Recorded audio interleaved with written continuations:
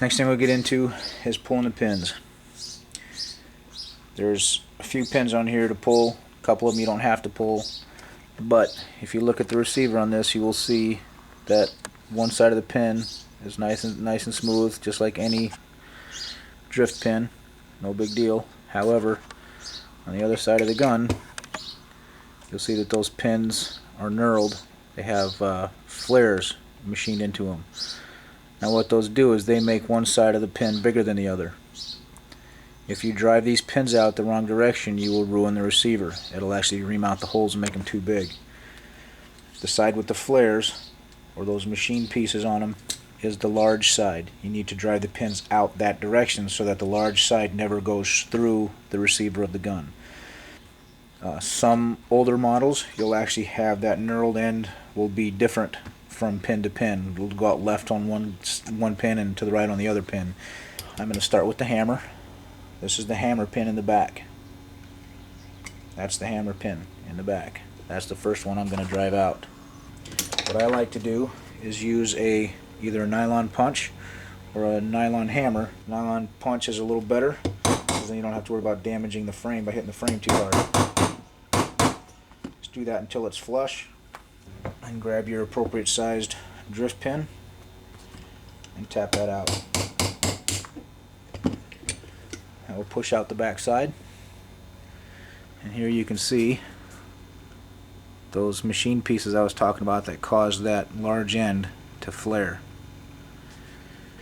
Once you have that pin out, if you look inside there, what you'll see is the hammer here towards the back. It should be probably in the cocked position, but that will just lift out, tip it forward and lift it out. And if you look down inside there, you'll see this piece right here. That is that post or that tab that you can see from this side that I was talking about. Now you can just tip the gun up and shake that out, or you can push it out from inside by pushing that pin, but if you just shake the gun a little bit, that piece will come out. That should be the only piece that comes out. Now at this point you've got your trigger with the trigger pin and your lever with the lever pin. Okay. But the way I'm going to do it is with the trigger being the next thing I pull out. Again, I use nylon hammer to get it started, or nylon punch to get it started, and then an appropriate sized drift punch to knock it out.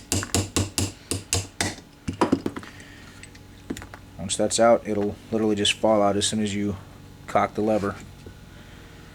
And there's your trigger and trigger pin. Once that's out, if you look in the bottom of the gun, you will see the trigger return spring and detent. You'll actually see the detent for it, you won't see the spring, right here in the back. It's not under any tension or anything, so it shouldn't get lost. So just grab it with some pliers or some forceps and just pull it out so it doesn't get lost. And then the spring that's in there, you can just shake the gun to tip it out, or use a dental pick rather, and just reach in there with a dental pick and grab it and pull it out, just like that.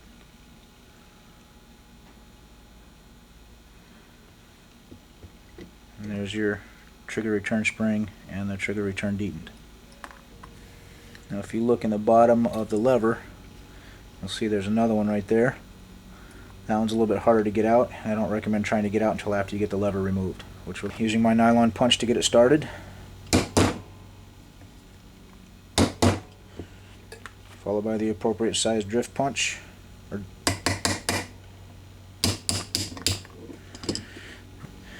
Now, to get the lever out, unlike the 49R, the repeater version, cock the lever so that it's in its all the way down position, and that will release it from those interior pieces. And slide it up through the receiver to get it out. This piece right here has a little moon-shaped cutout on the bottom that peg right there fits into. You cock it to release it from that so that it'll slide up and out. But once you have it up and out, now again, to make sure it doesn't get lost, you can remove this piece. That piece is not always cooperative. grab it. You might have to twist it back and forth a little bit to get it out, and you may actually have to grab it with something like pliers, because sometimes these forceps don't grab it tight enough. But that will come out, and then again use a dental pick to remove the spring, your spring. And that brings us to the receiver. There are 3 more pins that you're going to pull. I don't know if you can see it on the camera, but there's a tiny pin right here with a spring on it. That is held in by this pin right here. That's the last one that you're going to pull. Here's the pin with the spring on it. As you can see, that spring right there is under tension, held in by this piece, which is why you don't pull this one until last, because you're going to pull that first. The 2 pins that you're going to pull right now are these 2 pins right here. You have to drive these pins out from the inside. They're knurled, they're flared on this end here, so you cannot push them in. You have to go from the inside and push them out. Just find something strong and flat, put it on top of that pin, and then give that a whack or 2. Sometimes that'll drive the pin out. Turn the receiver around. Place that flat piece on top of that pin, just like that. Place it on top of there and use that to drive it out. That works fairly well. It's not always going to work that easy, but these have been out before, so it worked easier for me than it probably will for you. Now that you have those 2 pins out, the next 2 pieces that need to come out are this piece right here and this one right here. This one, you just flip it backwards, flip it up towards you, just like that. That spring will help. Once it flips up towards you, roll it all the way back so that it clears this piece right here. Once you have it back far enough that it clears that piece, just lift it off of the post. It's on that post right there, by way of that hole. Just lift it off the post. Next one's a little bit trickier, and that is because there's a groove on that bolt right there. That groove, this plate that you're about to remove has a plastic square piece on the other end of it that slides into that groove. This plate sets on a post. Just wiggle it, work it free, and it will clear that post just like that. That post right there. Once you have it off of that post, then lift it up, grab a hold of it,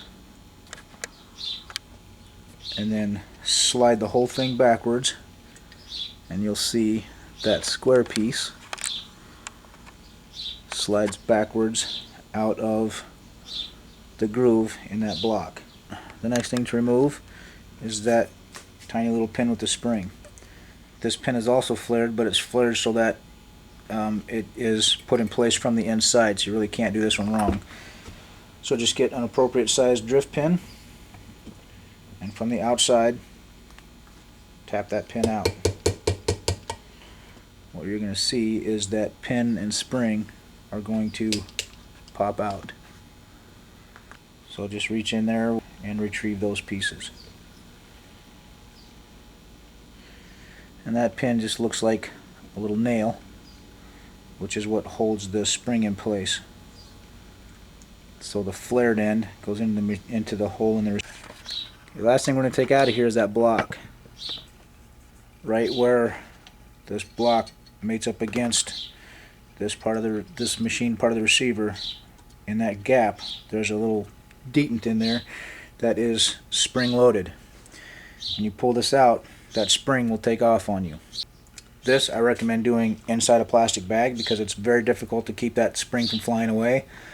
Put the whole thing inside a plastic bag, pull that out, and just let it fly, and it'll get caught inside that plastic bag. That machine cutout, where that little plastic piece goes, just take the end of a dental pick, screwdriver, something along those lines, reach in there and grab that, and just lift it straight out. Now if you lift it slowly enough and gently enough, you can get it to where that spring and that detent are just about to come out, and then you can stop and slow down your removal process to try to keep those from flying away.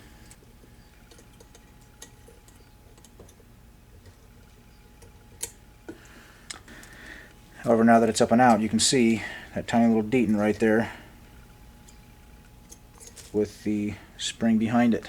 That's a very powerful spring, and that will shoot all the way across the room if you're not paying attention to it. That will come out and it will be gone forever.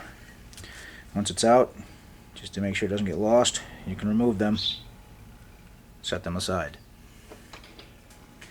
The only thing I'm not going to do with the disassembly of this gun is if you look inside there, there's a little follower basically and a spring. They are held in place by that drift pin right there. If you have to take that out because that spring is worn or broke, or this follower is worn or broke, just pay special attention to how they set in there with one another. Maybe take a couple of pictures of it before you disassemble it. Once you have that out, there is your completely stripped receiver. Now we're going to get into the bolt carrier. On the what would be the right side of the gun, if you're looking at it from the back, this being the back where the hammer goes, you can actually see the back of the firing pin right here. This bar holds that in. And I showed you earlier the screws on the side. The left side have a large nipple, the right side have a small nipple. It's because when you assemble this, that small nipple fits into the holes on that bar. That bar right now will literally just fall out. Pull it out, set it aside. That exposes your firing pin. Your firing pin will also just fall out. Pull it out, set it aside. What that leaves is your extractor. Your extractor is held in place by that pin right there, and just like everything else, it's knurled and oversized on one side. The drift pin, or correction, the extractor, the large side, the knurled end, goes into the extractor. That's the larger of the two holes. The hole in the bolt is the smaller of the two holes, and the pin won't even fit through it from this side. So you'll drive it in from this side, and you'll drive it out towards this side from here. To do that, just get a small drift pin, give that a couple of taps. So either put your thumb there while you drift that pin out, or if you're quick enough, you won't have to worry about it because your drift pin will hold everything in. Put a little bit of pressure on there just to make sure things don't go anywhere. Shouldn't be under enough pressure to cause it. Pull your drift pin out, and that will release your extractor. Your extractor, just tip it forward, and it'll lift right out of that slot. And what that leaves is your extractor spring. I wasn't going to take that out, but since it's there, I will. Just an appropriate sized drift punch. And a couple of taps. This actually doesn't come out too difficult. And that pops right out. And this one is not flared, so it's not bigger on one side, but it is knurled, just to give it some extra grip to make sure that it stays in place when it's in there. Here, I'm going to set that aside. And the last thing we're going to do is the magazine tube.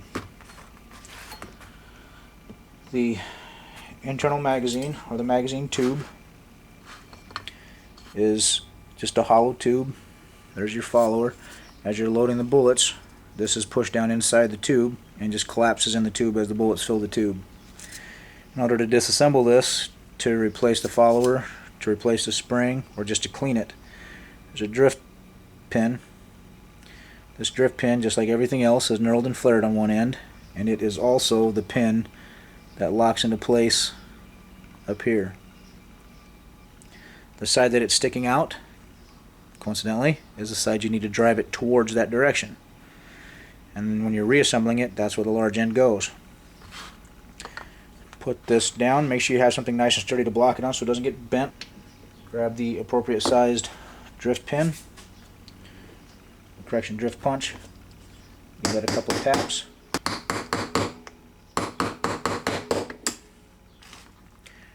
There that pin drives out.